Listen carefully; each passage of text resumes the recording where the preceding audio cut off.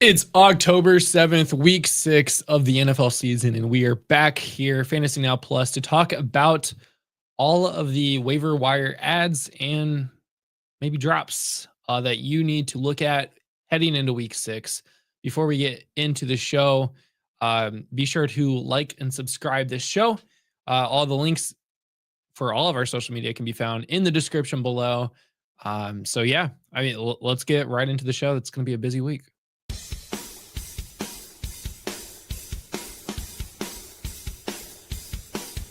You're watching Priority Waivers only on Fantasy Now Plus.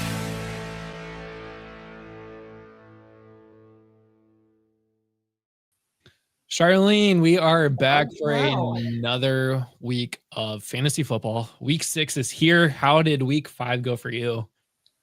Up and down. I have to say, I'm real happy right about now that I did not have a lot of Tyreek anywhere.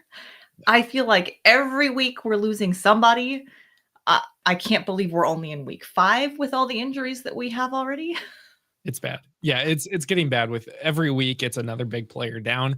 Tyreek wasn't necessarily like wide receiver 1 anymore, but he definitely was a starting wide receiver on your fantasy lineup. Oh yeah. And a lot of people did draft him pretty highly because he is national. I was about to say National Taco Day, but thanks, Zach.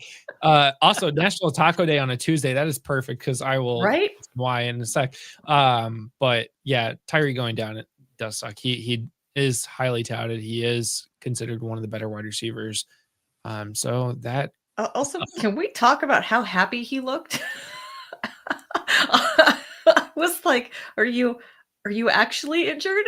It was like, oh no, like he blew up his knee. He looked entirely too happy. Too happy. Before we get started, guys, new customers for Underdog Fantasy, if you play $5 you can get $100 in bonus funds if you use code FN Plus. Link is in the description, or you can just sign up at Underdog Fantasy and use that code, and yeah, you'll get $100 in bonus funds when you play your first $5. Charlene, I don't know about you, but I got a little low on Underdog. And remember how last week I was like, yeah, I have like $100 now. It's great. ETN got me. I was down to 32 cents heading in, or I was down to $8.32 last night. I'm back up to 40. Hey, there you go. Thanks for a play last night on Monday night that I didn't got my money back. That was about it. Yeah. I had too much ETN. 0.5. I needed one more yard. I was 0.46 points away from Brian Thomas Jr. ruining my play, so that's good. I took his under on fantasy points and came out as a victor. So that's enough of that. National Taco Day, Zach. Thank you. I'm actually going to a Latin American restaurant tonight because tonight is mine and my wife's anniversary. So we're going to happy anniversary.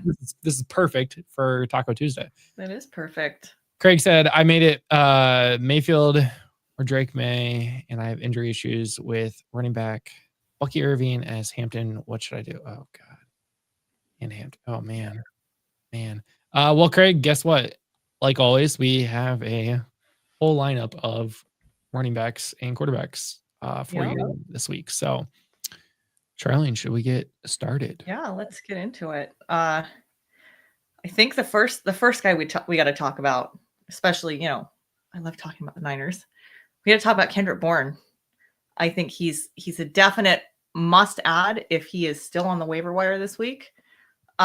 He went 10 for 142 yards. That connection that he has with Mac Jones from the Pats, it's alive and well. It's real. It is real. No, I definitely agree here. The 1 week he played with Brock Purdy was his lowest week by far. The other weeks he got targeted, he got his receptions in. Whatever he did against the Rams was absolutely insane. 30-year-old Kendrick Bourne. We're talking about him as a must add in waivers. It's a wild season we're having.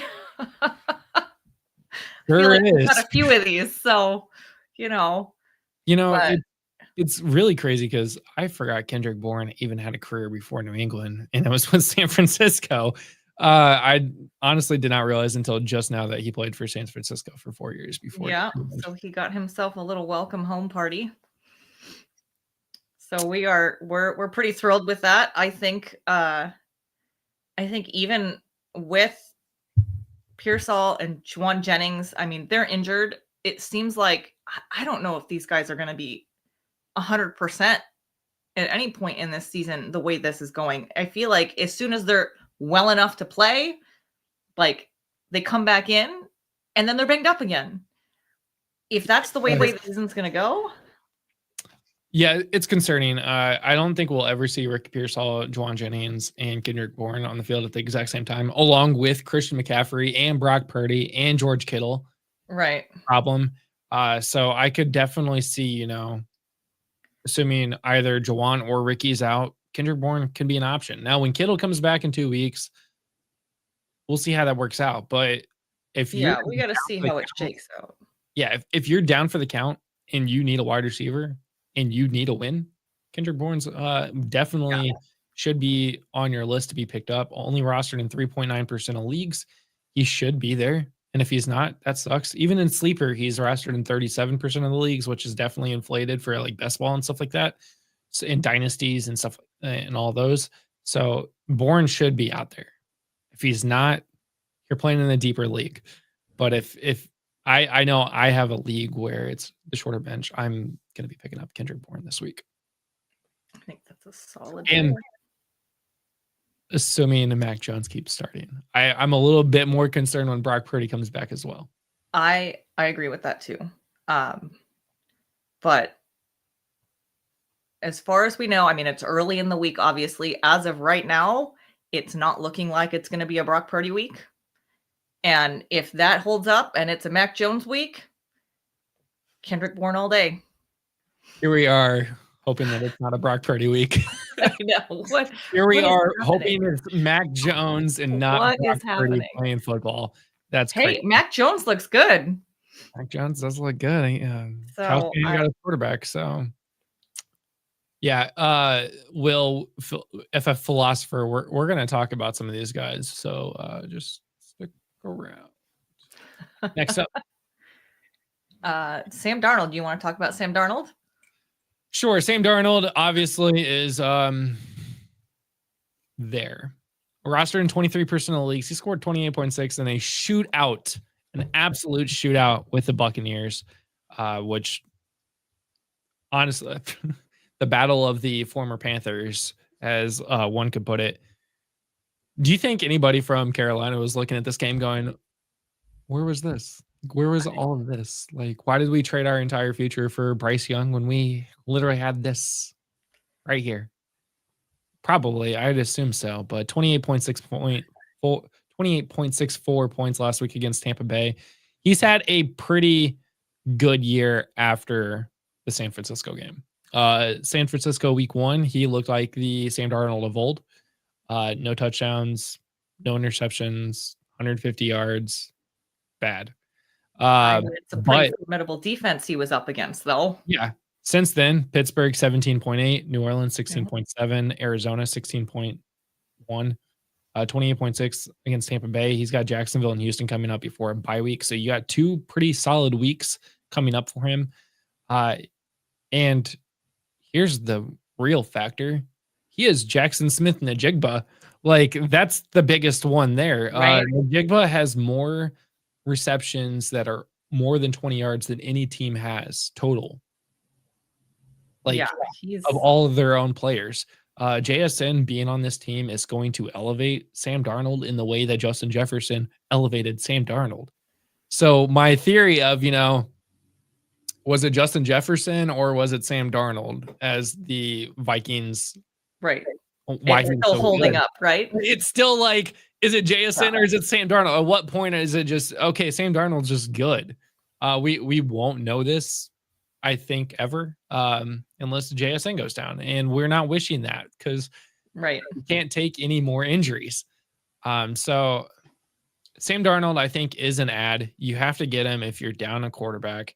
We're looking at bye I think of Wentz and Stroud this week. So it's not like crazy that you have to go get a quarterback. But if you're searching that waiver wire every week because you have a Brock Purdy or someone else that's hurt, Sam Darnold should be on your list. I mean, he's definitely a serviceable quarterback. In 5 games, he's gone 98 of 134 passes for 1,246 yards, 9 touchdowns, 3 interceptions, QB rating of 78.8. So you could definitely do worse. Yeah, and QB7 over the last 3 weeks, which is what 5, 4, 3, all but week 2 and 1. Obviously, I was about to go into individual week. I want week 2 through 5, Justin. Quick. QB 10 since week 1. He's QB 14 on the season, so 4 spots if you remove the first game as a Seahawk. That's a starting quarterback. Yep. I am more confident saying, remove week 1 out of the equation instead of saying, let's remove week 3. Let's look at 1, 2, 4, 5. It shows more confidence in what his ability is on that team. Right. If you just remove that week 1 as we're still vibing, we're still gelling, we don't know football yet together, and going against the 49ers defense. So absolutely a startable quarterback. Yes. If you're in a super flex or a 2 QB league, and you've got Geno Smith, let's say, as one of your quarterbacks, as I do in a couple leagues. Sam Darnold over Geno all day. Yeah, absolutely. I have Geno in a league, and unfortunately, every backup quarterback is picking. But so when JSN was bad as a rookie, was it JSN or was it Shane Waldron? No, it was just rookie wide receivers don't always pan out right away, and then they have breakout seasons, and it's just how it is. But it was Shane Waldron. The answer was Shane Waldron. Next up, Theo Johnson. Oh, Theo Johnson. I mean, he is saving this team. Malik Neighbors went down. I was going to say something about Darius Slayton, but apparently he injured his hamstring. Granted, he really wasn't doing a whole lot before that happened, but we don't know if it was bothering him during the game before he actually went out with the injury. So I'm not going to write him off yet, but Theo Johnson only rostered in 5.5% of leagues. How is that possible? At least that's what it was yesterday. I don't know what it looks like today. 8.8. 8.8. So, all right, we had a little uptick. A little bit of a bump. But, 6 receptions for 33 yards, 2 touchdowns. He was getting as many looks. He was right up there with Wandale and Scatterbo in receptions. He's getting the red zone targets. They've got the Eagles coming up this week, and even Evan Ingram got in the end zone against the Eagles. So I think he's definitely a solid pickup this week. Yeah, if we're looking at the target share, Wandale Robinson had 7 targets last week. And I'm pretty sure, Theo Johnson also had 7. So the two of them led the way in targets. And with Cam. So a running back, wide receiver, tight end, into a bar. All of them had 7 targets. Darius Slayton got hurt with only 5 targets, so that is a bummer for that in general. So you can see where that offense is going. The only thing here is that Theo Johnson actually, did something with his targets. He got in the end zone twice. He got in the end zone once last week, with the week before against the Chargers. He still ended up with double-digit points. It seems like when Jackson Dart came in, Theo Johnson became a thing. And Josh and I have talked about this for many years now. What is the rookie or a first-year quarterback's favorite target? the most reliable one, which just so happens to be the one that also blocks for him, and that's the tight end. Look at Spencer Rattler and Juwan Johnson to start the season. Juwan Johnson was a tight end 1 at one point this season for multiple weeks. Taysom Hill. Well, we'll get there. But when you look at young quarterbacks, their favorite targets tend to be the tight end position. And once you make that connection, that's not going to go away. Theo Johnson should be pretty good. Now, he's got Philly, Denver, and then Philly again. That could be tough. We'll see about that. But I think he's definitely worth an ad. Because Denver's tough. Philly.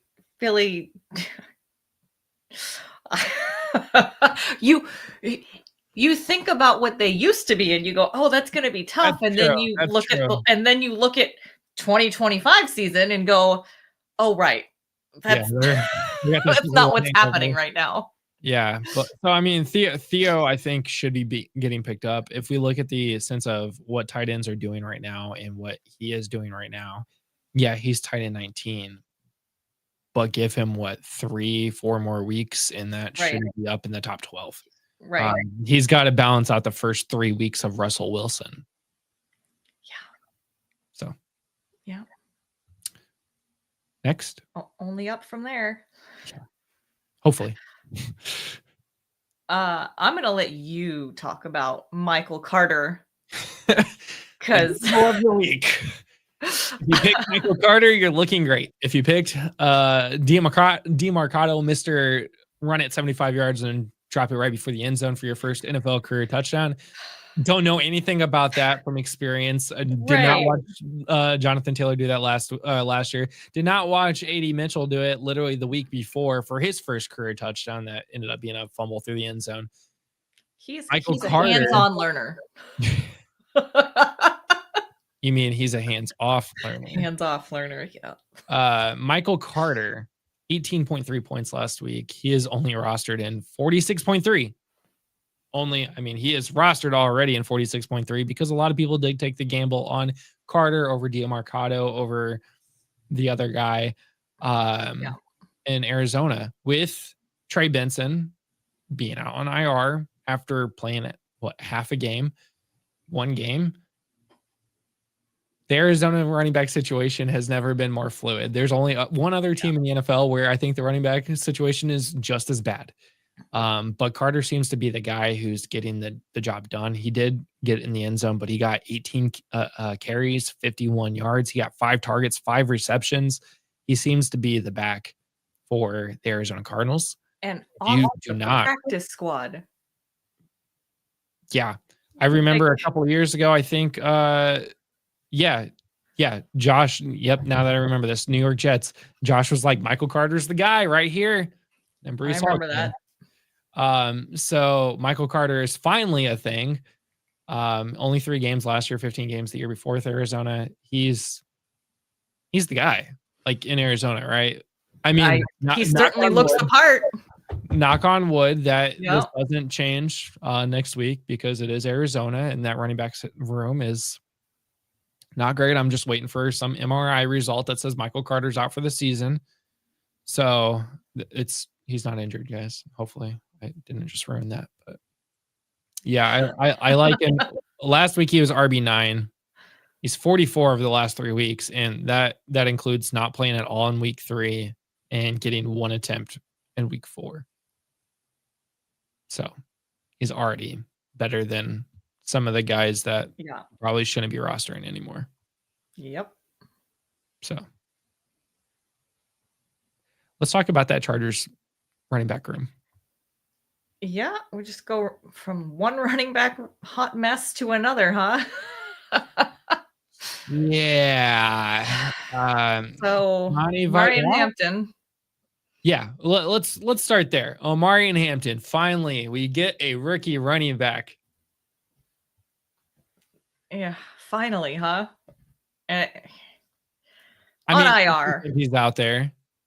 We were worried about. I mean, people were like, "Is Judkins ever going to play football?" He's doing well. Genty is doing well. Yeah. We don't get to see Travion Henderson do anything because he can't win snaps over Mr. Fumbles. And even now, one sec. If New England doesn't give Henderson a shot now that Antonio Gibson tore his ACL, like, does that say more about Henderson or just the Patriots offense? Oh, I'm going with the Patriots offense.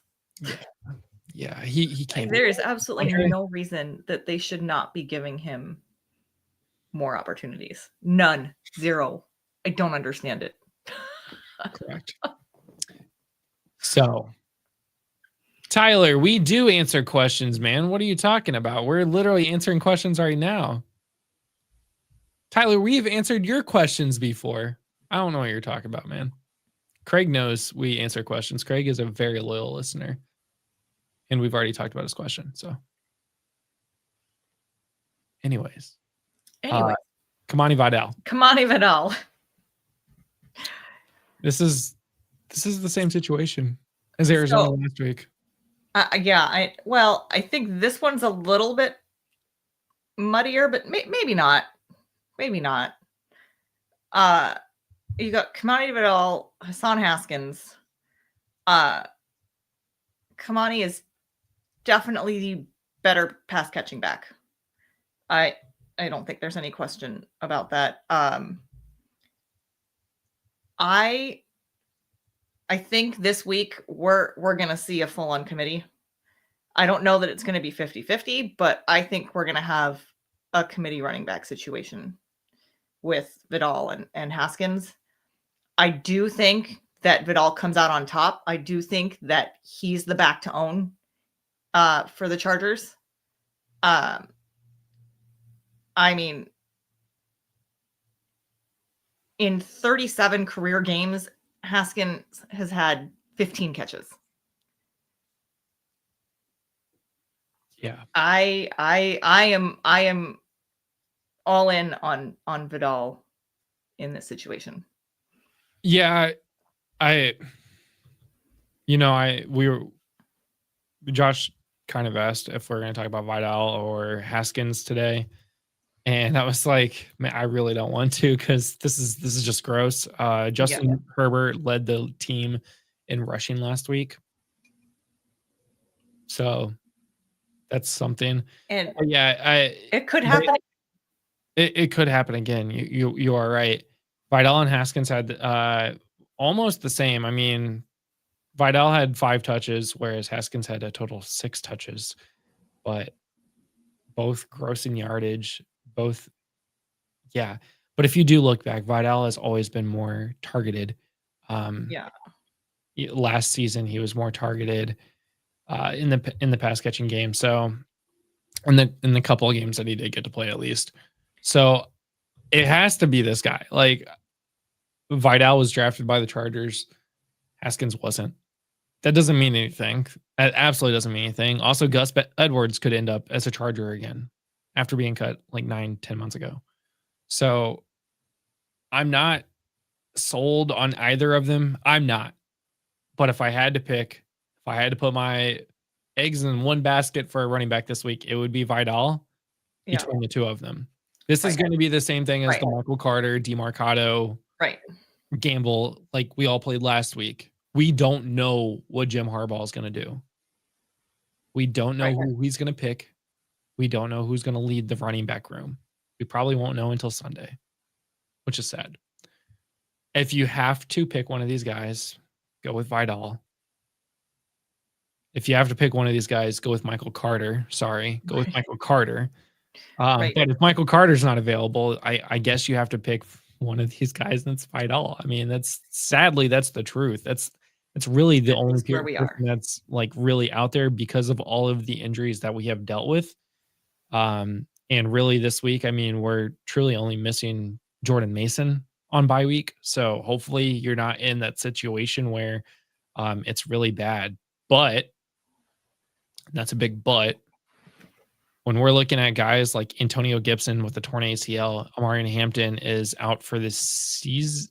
He's on IR with an ankle injury. Bucky Irving is going to be missing a couple more weeks with a foot sprain. These are all like red alert situations where you probably have a running back that's hurt, and now you have to figure it out. And or like you said, not a lot out there. Yeah, there's not a lot out there, unfortunately.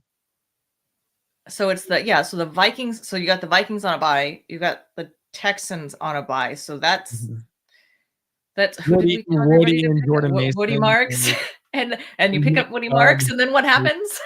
Yeah. Well, okay, so The resurrection of Chubb. we looked at this, and Nick Chubb got a lot of carries after they're already like they don't need to catch back up. But if they're in like we have to catch back up mode, Woody Marks seems to be the guy. Yeah. They were way ahead. They like I don't think there was any worries about them losing that game at that point. So against Baltimore. So yeah, Nick Chubb got the workload there over Woody Marks. They pulled Woody out. I think Woody is more explosive. He's more versatile. Whereas, I mean, Chubb just closed it out because I think it was probably a backup running back situation, even though Chubb is listed as RB1. Right. Oh well. So yeah, RB1. I have AJ Brown and Ladd on my bench. It's time to start them. My starters right now are Garrett Wilson and Cortland Sutton. Also, who just started QB? Caleb, Trevor, or Purdy. So let's start at the top. AJ Brown and Ladd on your bench. I have AJ Brown. I'm perfectly happy with AJ Brown staying on my bench. I don't know what is happening this season, but I'm having a real hard time putting any faith. I have a hard time putting any faith in AJ Brown right now as well. Ladd McConkey is interesting because he has not been good. However, no running back room. There could be a lot of short dump offs, and that could be Ladd's bread and butter. I'll give credit to Josh. Josh mentioned this morning that this might be the way to get Ladd McConkey more involved in that offense is by having no running back room. So you have to pitch these things off quicker to Ladd and the other guys. So Ladd might get more utilized now is all I'm really trying to say. Right now. And I see that happening before AJ Brown actually like becoming AJ Brown again. So yes. As far as Garrett Wilson, Cortland Sutton, like that's fine, right? Yeah. Sutton's Sutton's doing, and Garrett Wilson. It doesn't matter who's throwing him the ball. He's doing well. Cortland Sutton is doing great. If you only have to start two wide receivers, Garrett Wilson and Cortland Sutton are that's it. Done. Like I would rather start them than both AJ Brown and Ladd McConkey. Same. As far as who to start at quarterback, you got Caleb, Trevor, and Purdy. Well, not Purdy because Purdy most likely is not playing this week, so that's easy. Trevor is playing the Seahawks. Seattle at home, and the Bears have Commanders. Washington on the road. So it's a rematch of that Washington-Chicago game last year where the Bears gave up the win at the very end. Oh, man, this is tough. I lean towards Caleb Williams. Ditto.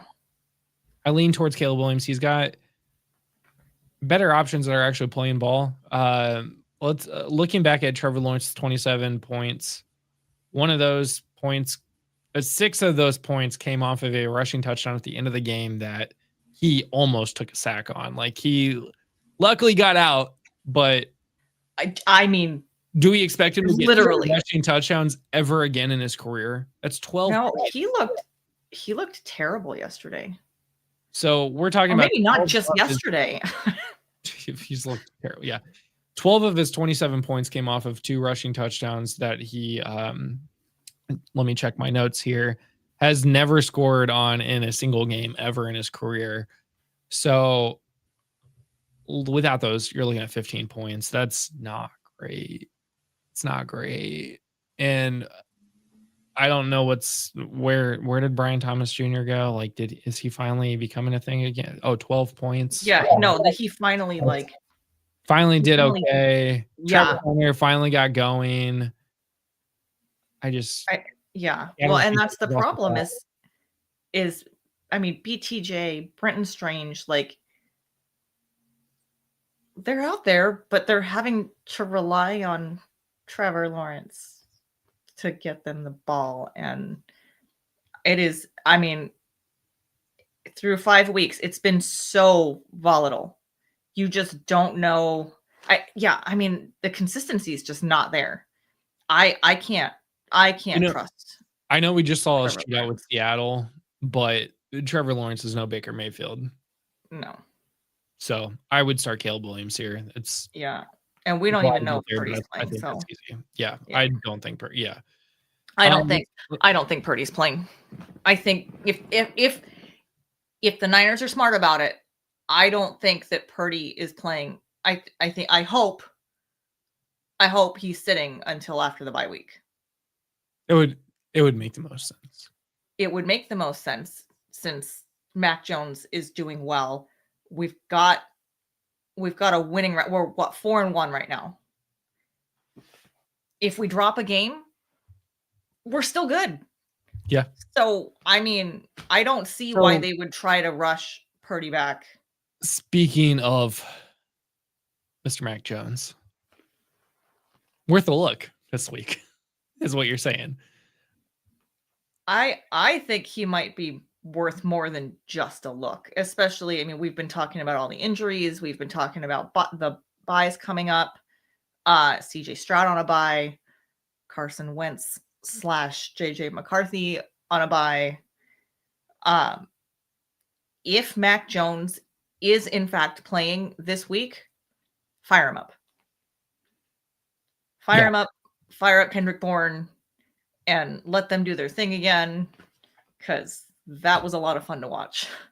It was. No, I agree. Mac Jones is I think he's somebody that you need to roster. QB 10 over the last week, 26 over the last 3 weeks, but mind you, he didn't play one of those weeks because of Brock Purdy came back for a game and then is back out again. Right. So fire Mac Jones up. Yeah. I'm 3-2 with CD, Marvin Harrison Jr., Rashee Rice, and Emeka Egbuka at wide receiver, and JT is really only starting running back. Should I trade Dowdle and Marvin Harrison Jr. for Bucky? Bucky's going to be probably missing a couple weeks. Do we have a status on wow, what's his face from Carolina? Good Lord. Chuba, yeah. Do we have a day-to-day still? So yeah. We don't know. I mean, 3-2, you don't want to fall to 3-3. That's the thing. So if you can get to 4-2, you look really good. If you're 3-3, that is tough. Trading Dowdle and Marvin Harrison Jr. could be worth it to get Bucky, but again, Bucky might miss 1 or 2 more games still. You're fine at wide receiver, I think. CD, Rashee Rice is going to be coming back this week, right? Is it? He was gone for 6 games. It's this week, no, right? it'll be after. No, it's the next week. So he'll be back week 7. So Egbuka, CD hopefully should be coming back. Man, I don't know if I pull that trigger yet because Chuba might not play, which means Dowdle's the guy. Bucky is 100% most likely not playing. Rice won't be playing. CD is up in the air. So really you're looking at Egbuka. I think I would keep Egbuka and Marv for 1 more week. Let Marv get more value because his value has been increasing over the last couple of weeks or the last 2 weeks. So let him get a little bit more value. They've got Indy this week. He's actually coming home to Indy, where his dad played, but he's gonna go up against some weaker defensive backs. Let him get some points here, and then increase his value, and then go get a better running back. Is my opinion. Jason, I hope that answered your question. Next up on the list, do you want to talk about Jake? Jake Tonjes, my local boy. 1 more week. 1 more week of Jake. 5.7% of leagues 5.7% of rostership in leagues. 17.1 points last week. This is going to be a guy that if you still need a tight end, you got 1 more week of him because I think George Kittle does come back the following week. And that's what it's looking like. And it should be his team again. He should be the main target. I don't know how much Tonjes will continue to get. He might actually get involved because they have no wide receivers, so he could be valuable down the stretch as well. And you But never it's know. not going to look like this. It's not going to look like it currently does. No. When Kittle comes back, I think he takes over this offense again. Agreed. So if you need a 1 week flyer, Jake is your guy. Jake is But your a guy who, if you do need a long-term flyer that's not named Theo Johnson or Jake, AJ Barner looks like a barn burner. He apparently, you like what I did there? I like that one. That's good. 24.3 points last week, 7 targets, 7 receptions. Again, this was a shootout. He had, just like Theo Johnson, got in the end zone twice this week. He got in the end zone once the week before. But this is his third double-digit game this season so far. So I'm liking the usage that AJ Barner is getting. He is definitely getting more usage than Elijah Arroyo, which we all kind of expected to be the guy in Seattle, and he's just not. Nope. Surprise! So, here's AJ Barner. Yeah, AJ I mean, Barner he's 85% of snaps. Yeah, tight end 11 at least this season. Yeah. So the fact that he's a top 12 tight end and he's out there just not being rostered by 98% of leagues. I feel like he's kind of what we were all hoping Cup was going to be. And Cup's been kind of disappointing.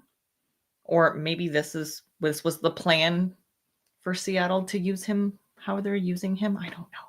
But yeah, JSN, Troy Horton, AJ Barner, and those are your guys.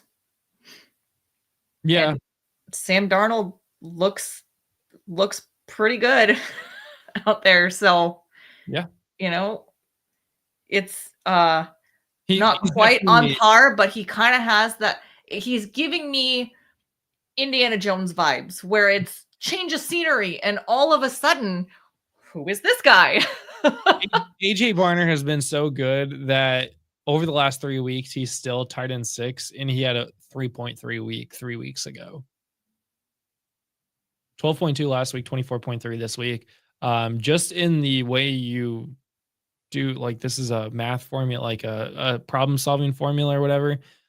He should be 36 points next week. So I think that's the way math works. 12, 24, 36. So anyways, definitely worth a look. If he's out there, I would go get him if you need the tight end.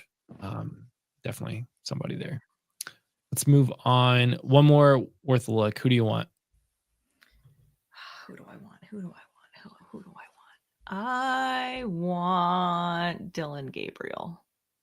Let's talk about me about Dylan Gabriel. Yeah, because I'm not on the same boat as you are with Dylan Gabriel. So I honestly, for his first start, it looks good. He looks solid. He doesn't look flustered. He's very calm and collected. I'm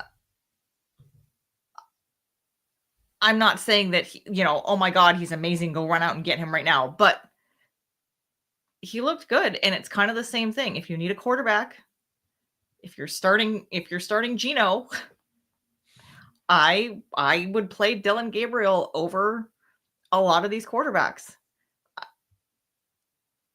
He looks consistent enough. He looked consistent.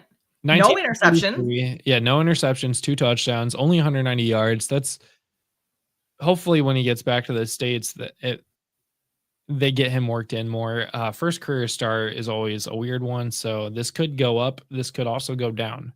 I think he's definitely worth a look if you need that quarterback. I'm playing the Steelers this week. Yeah, if you can't get Mac Jones or Sam Darnold, sure, go look at Dylan Gabriel. I don't know how long this is going to last, but I feel good about this. I don't want to get ahead of myself. I don't want to get super excited, but I think based on what we've seen that it's only going to get better. So I think he's worth a look. Yeah. He's not a must grab, but I think he is definitely worth a look. Again, if you are hurting at quarterback, I would pick him up. I have picked him up in some of my leagues. So I'm not rostering him, but maybe I'll miss out on him. That's fine. I'm 3-2 and 13. You're in a 13-team league. I'm hoping you meant 12-team league. 3 wide or 14. 12 team. Yes, 12 team. Okay. 12 team, 3 wide receiver. Okay, there we go. In a flex, half PPR, 4-point passing touchdowns. Trade my wide receiver for Lad and Bo Nix for Jaden. Yes. Yeah. My owner week. Yes. Do it. Yeah. You could grab Unanimous. Sam Darnold if you don't want to trade Lad and Bo Nix. But Sam Darnold is not Jaden Daniels, so I would make that trade if somebody's offering me Jaden Daniels for Lad and Bo Nix, I would 100% take that. I don't know that they're going to be willing to give up Jaden Daniels for Lad and Bo Nix. That's the only thing. So, but I like the thought. If that works for you, works for them, then definitely go with that. Hopefully, they also think Hopefully that works Lad is out. going to finally break out. We'll see.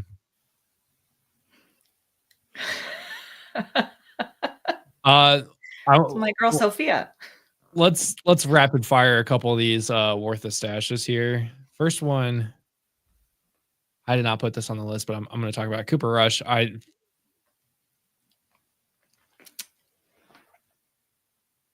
This was like an absolute like.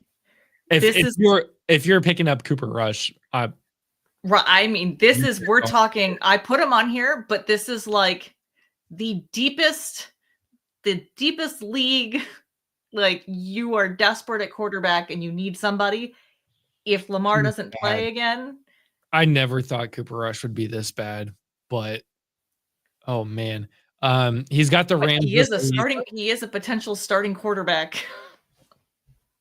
I would almost consider. And that's it. I would just not playing a player at that point. Like he's got the Rams coming up this week, who should be better than Houston. They're going to get after him a lot quicker with no offensive line.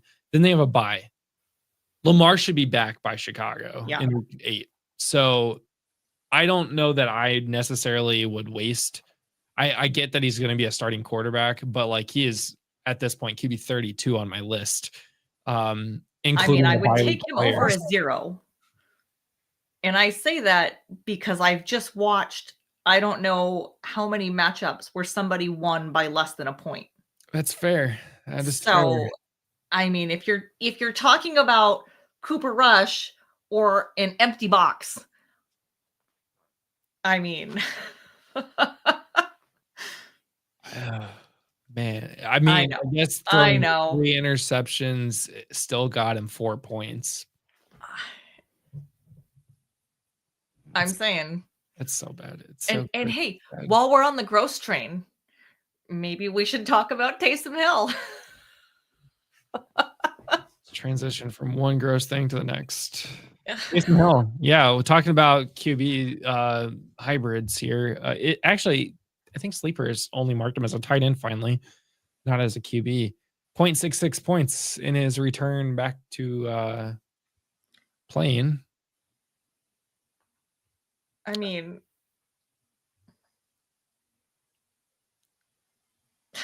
listen, I'm not taking a flyer on Taysom Hill, but he is still here.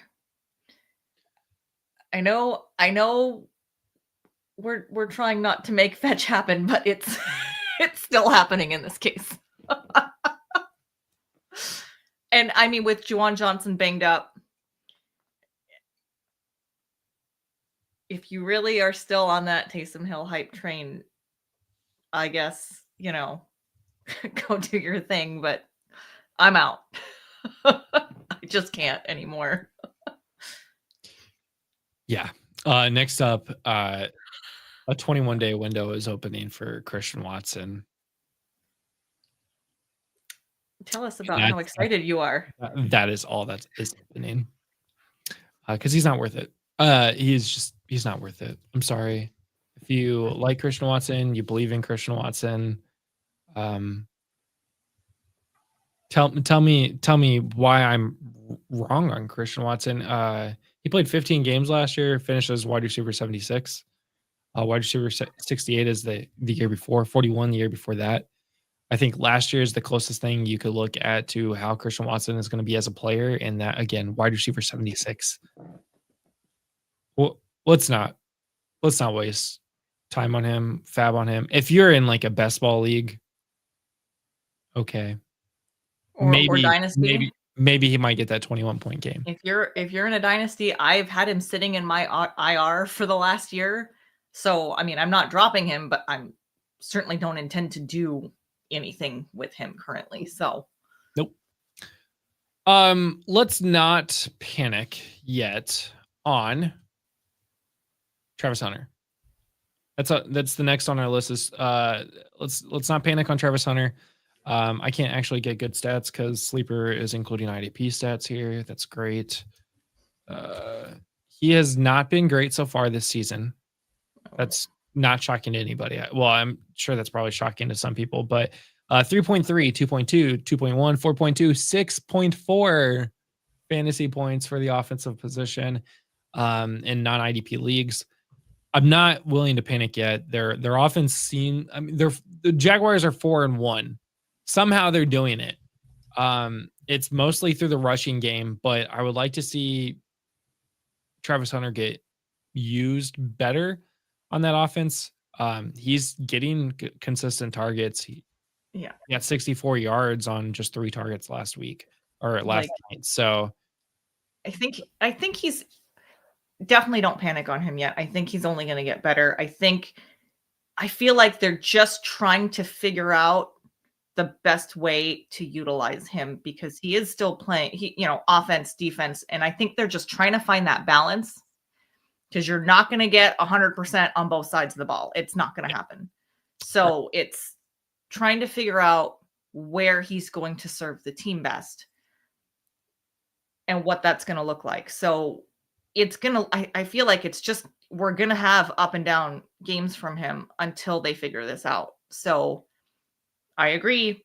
Don't panic yet. Keep an eye on the situation. See, we got to see which way they go with this. Yeah. If you're in an IDP league, then I think, definitely hang on to him. You might not be starting him. I have one league where I am starting him. He's got a solid floor in IDP. So he's got a solid 12-point floor right here. Yeah. So it's fine. It's definitely worth holding on to. Let's answer a couple questions here. Thanks. Would you drop Corum? You have Kyron for Smith or Kendra Miller. Running back limits 5 total this league. McVay used a starter as bell cow. My other running back is Pollard, Rico, and Charbonnet. I don't know that you need to necessarily.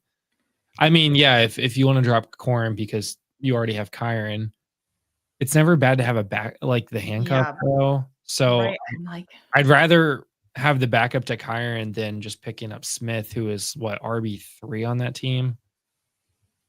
Did Smith have a good game? I don't think I would drop. I don't think he's worth picking up. I mean, especially the way this season is going with injuries. Diggs or Bill in the flex. I know a lot of people are big on Bill. I want to lean Diggs here though. Diggs has found it. So in New England. Right off the top of my head, I say Diggs, but who has the higher ceiling? Who do you think has the higher ceiling?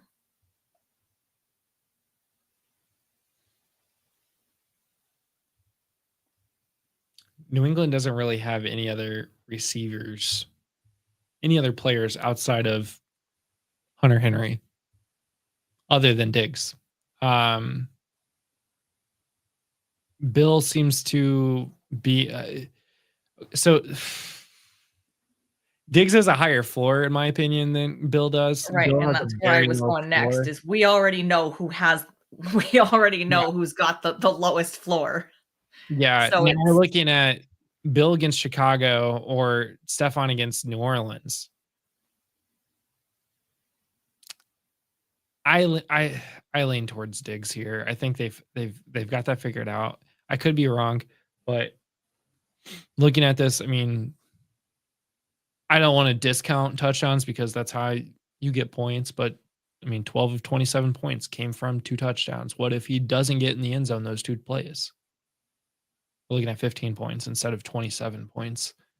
I mean, if Diggs didn't even find the end zone last week and he got 24.6. 16.1 the week before, still hasn't found the end zone. So what happens when Stephon Diggs does find the end zone? We're looking at a lot of points. I'm going Diggs in the flex. I'm still leaning Diggs too. But yeah. I think it depends on what you need. I mean, if you can afford to just take the flyer on Bill and you don't have to worry about that super low floor that he's got, I'd consider it, but I usually go with the safer play that has upside, and that's definitely Diggs. So I agree. Now, with that being said, RJ Harvey or Bill in Dynasty, I'm going Bill in Dynasty. I'm fading RJ Harvey. Sorry, Charlene. That's fine. I honestly, I am too. Higher floor or higher ceiling. Trey away, Tyler Warren, Bucky, and Sutton for ARSB, Hurts, and Kamara. Tyler Warren. Okay, so we're looking at one of the best tight end 3, an injured running back, and Sutton, who's doing really good, versus one of the best wide receivers in the league. Right. A quarterback that should be doing better. But he's still doing well. That's the problem because he's Jalen Hurts. So even when his team is falling apart, like, and Kamara is still putting up good points. Kamara is the hardest part of this for me. He finally got targets, but he didn't get a lot of rushing.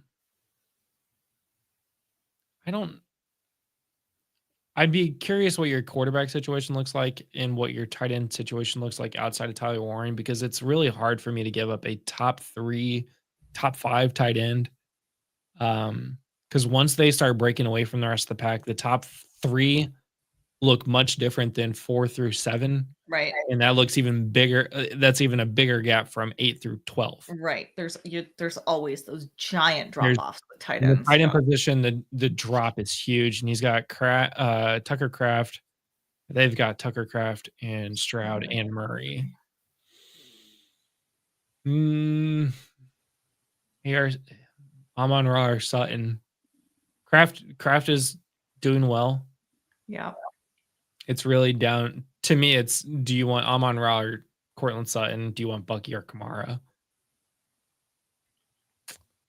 I think I lean towards wanting to have Bucky's upside over Kamara because Kamara could get traded. We don't know. And he's not, I mean, yeah, Bucky's going to be hurt for a couple more weeks. That is tough. But when Bucky's playing, Bucky's killing it. Even missing a week, he's still RB15. Again, Tyler Warren, top 3. I think your quarterbacks are serviceable to get you through right now. So I think I'm keeping away Tyler Warren, Bucky, and Sutton. That's my opinion. Really, the biggest one there is Amon-Ra St. Brown. Hurts again, QB5. So, I mean, you're looking at, so he's got, let's say, Sutton, and then he's got his QBs are Stroud and QB 17, Kyler Murray, or QB 15, CJ Stroud. Right. And then Sutton. Like I almost lean the other direction, which is absolutely no help. So I'm sorry. You know, you have Tucker Kraft. You have the ability to expend Tyler Warren for that. Yeah. I would just see maybe what he has instead of what they have instead of Kamara. That's my hiccup is I would rather have Bucky over Kamara, but I would rather have Jalen Hurts. But I feel like the rest of the pieces outweigh that Bucky versus Kamara decision. That's why I am leaning. Yeah, just do it the other way. Make that trade. Who won the Chargers backfield? I think it's it's Michael Carter. Kamani Vidal he's is available. the gamble that we are taking over Yeah. Hassan Haskins. Vidal But the answer is Michael Carter. Yes. Lamb or JSN rest of season. Oh. And then we have one more question, and then we're gonna finish this thing off. I'm thinking JSN again, 20 plus targets or 20, the most receptions over 20 yards. Yeah. On the season, and he has more than any other team has combined. So I'm thinking JSN in my opinion. I want Lamb to be good. And Lamb will be good when he comes back. I mean, Dak is having a killer season. I'm worried about Jake Ferguson once Lamb does come back, but hamstring injuries suck, and that could be they linger. They linger. So I'm with you. Nah. The answer is nah. Okay. Okay. I am all out on Ridley. Did you see a comment on our Ridley video, the short that I cut from last week? Did I? I did not. Yeah, they talked about how I had an L take because, he had 18.1 points. Okay. Come on. So 5 receptions, 131 yards. You don't think one of those was a broken, poor coverage? Okay, so how by that can this happen? By that measure, then are we gonna put Troy Franklin up there? Right. Or are we gonna put? I mean, Ridley's not. We've got a long list of guys that have had one huge breakout game and then done absolutely nothing otherwise. Yeah. So, I mean, is that where we are? If we want to look back at last season as a comparison with his other season on Tennessee, started 8 points, 24.7, 3.9, 2.5, bye week, 0.9, 7.2. Then he had a 22-point game, and then his 22-point game came in week 8, and then his next single-digit game was not until week 13, and then he only had a week 15 was a single-digit game as well, mostly all double digits after he got going. But he had that 24.7 game at the start of the season that gave you that glimpse of what he is to become. He hasn't had that. This was his glimpse in week 5. I understand it's Cam Ward. We're still trying to figure out what this offense is. I don't trust Brian Callahan to go back and go, hey, yeah, Calvin Ridley's a thing. Let's make that happen. Yeah. I do not trust Calvin Ridley. Other people can. I'm fine missing out on Calvin Ridley being great because I don't trust him. Because at any point this season, he could just disappear again. I don't trust Calvin Ridley. If you have Calvin Ridley, trade him to somebody that does trust Calvin Ridley. Yeah. I don't. Yeah, I mean, there's still a handful of people out there that are riding the Ridley train. I'm not going to lie. I was totally on him before the season started. Yeah. I thought he was going to have a great year. I thought this was going to be like Ridley time, and I could not have been more wrong.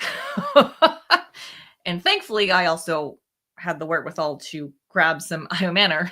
Yeah. Yeah. So Justin Fields or Sam Darnold.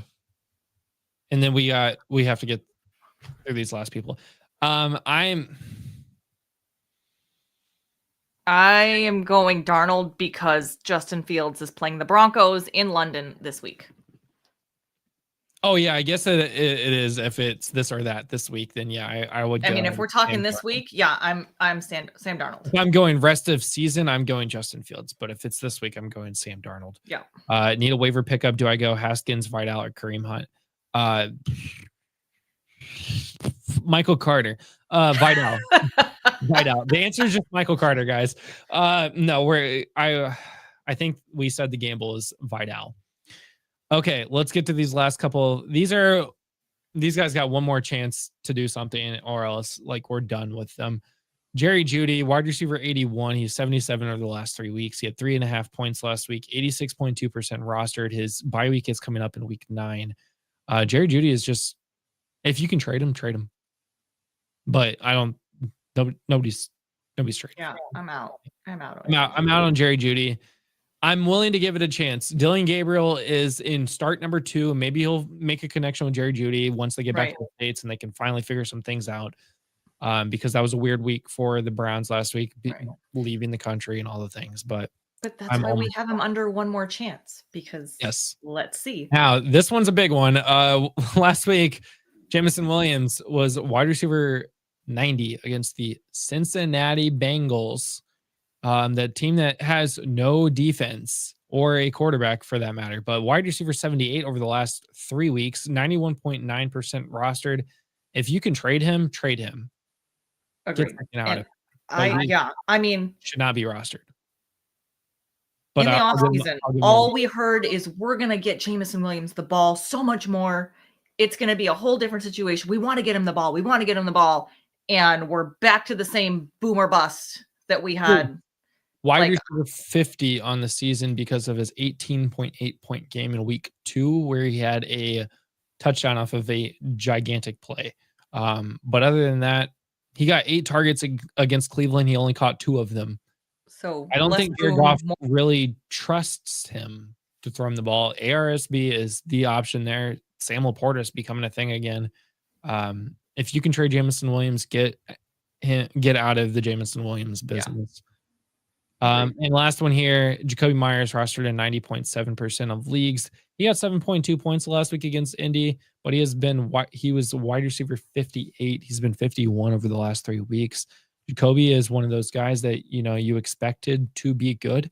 With Brock Bowers out last week, you expected him to be really good. Yeah, well, when Gino looks the way Gino looks. Yeah. I mean, you can't really trust anybody on this Raiders offense except for Genty. Dante Thornton, 2 targets, no receptions. Trey Tucker, 6 targets, 4 receptions. Trey Tucker's been more of a thing than Jacoby Myers. And even with Bowers, where was he being drafted? He's being drafted in the first round. Yeah. Second round. So he's not putting up first and second round points. No. Like, your return on investment is not happening here. So while he's still serviceable and still a decent tight end, he's not doing what you drafted him to do. Right. And that's not on him. Chino looks, god awful. Yeah. Jacoby Myers is on the one more chance list. He does have Tennessee this week. That plays to his favor. This is the one more chance. This is the one more chance because he's got Kansas City after that. Right. Now, you can't do it here. Here's what you do, guys. Everybody out there, guys, gals, everyone. Hold him this week. Hope he has a huge week, double-digit point week. Trade him away. Yep. Be like, Jacoby Myers is back. He's wide receiver 34 right now. That's startable in flex positions. Yep. In 3 wide receiver leagues, that's a starting wide receiver. Let him have a big week against Tennessee. Immediately trade him. If he doesn't have a big week in Tennessee, he's got Kansas City, a bye week, Jacksonville, Denver. We're looking at Dallas in week 11 before the next time he's going to be good. And if you're waiting until week 11, you're out of the playoffs. You're already out. Yeah. It's if he doesn't do anything against Tennessee, it's time to let him loose. I'm really sad. I'm going to be in Italy next week because I can't let him. I can't be the guy. Really sad. You're going to be Myers. It's going to be so sad. But guys, that's the show. Charlene will be back next week, and I say Charlene will be back next week because I'm taking 2 weeks off. Yeah. Content creators get time off. And you're so sad that you're going to be in Italy next week. I'm going to be in Italy next week, somewhere in Sicily. So Josh will be my fill-in. If you don't like Josh, well, I'm sorry. Just deal with him. Just come for me then. And that's why people come here. Come hang with me. Someone's coming to watch me football. So we're going to get out of here, everyone. So until next week, Charlene, we'll see you then.